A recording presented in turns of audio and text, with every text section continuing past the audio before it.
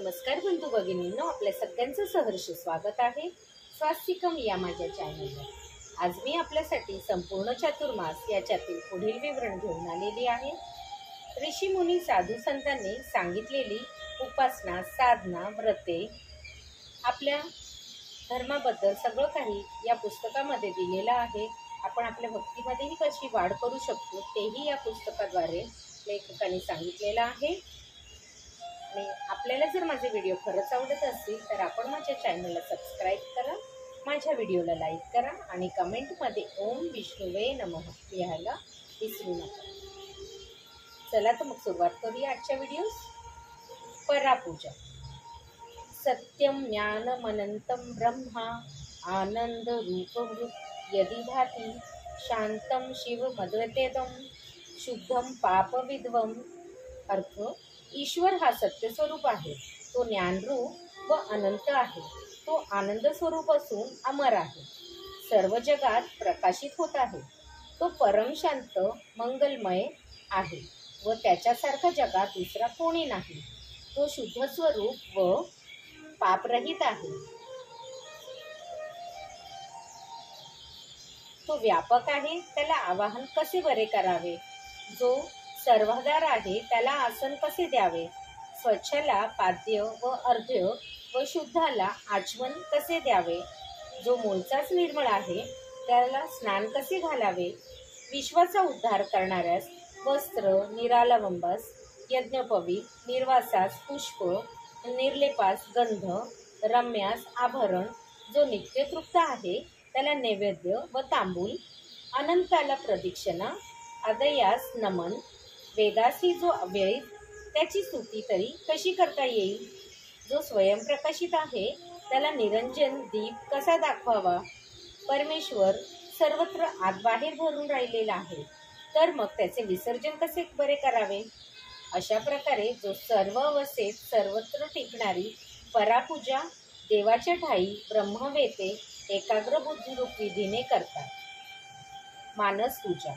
काही लोक आपल्या पंचप्राणाच्या ज्योती उजळून त्यांनी देवाची पूजा करतात, हृदयाच्या आसनावर भगवंताला कल्पितात, भावभक्तीचा गंध अक्षता तयार करतात, मनरूपी मोगरा प्रभूला अर्पण करतात, काम क्रोधाला जाळून ज्ञानदीप प्रज्वलित करतात, त्या ज्ञानदीपाच्या प्रकाशात त्यांची अखंड वाटचाल सुरू होते।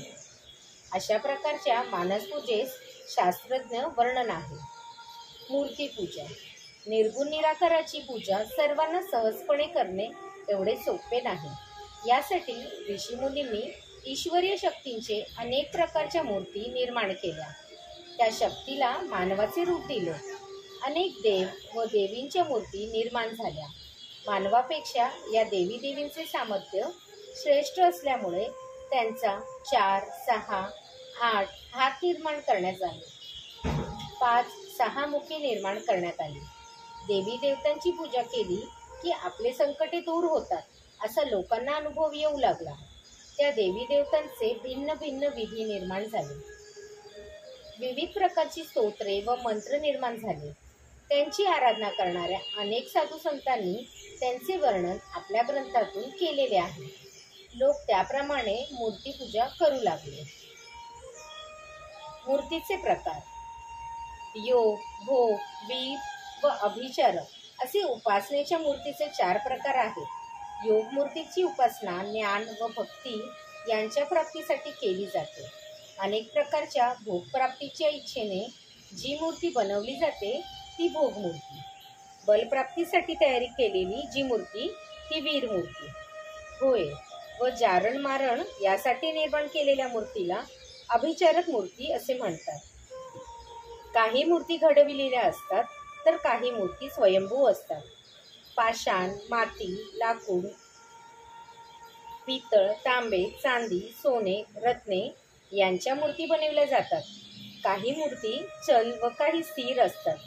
चल मूर्ती या पूजेसाठी परगावी नेता येतात व स्थिर मूर्ती हलविता येत नाही। व्यक्त मूर्ती ही पूर्ण असते, व्यक्ताव्यक्त मूर्ती ही छातीपासून वरपर्यंत असते व अव्यक्त म्हणजे शालिग्राम, नर्मदेतील गोटा इत्यादी प्रकारची असते। चला मूर्तीला यातक, स्थिर उभ्या मूर्तीला स्थानक, बैठ्या मूर्तीला आसीन तर निजलेल्या मूर्तीला शय्यन असे म्हणतात.